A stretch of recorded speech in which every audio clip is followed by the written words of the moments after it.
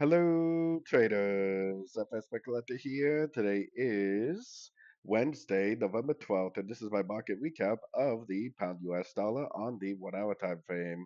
If you haven't done so already, definitely check out my free trading community on Discord. Link is at the end of this video in the corner and in the description of the video. If you haven't done so already, definitely check out my membership program. You do so at my website, fxpipcollector.com, and you get access to all the benefits listed below and more. So, anyways, today was CPI inflation data. It's been a pretty volatile day, a lot of up and down for sure. If you were trading the sort of time frames, you probably would have got trapped in a couple trades, I would say, pretty easily.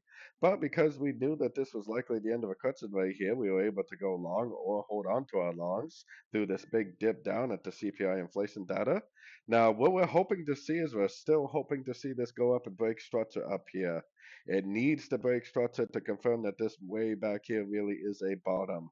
No break of structure means that there's no proof that we are actually in a big turn to the upside on the much higher time frames.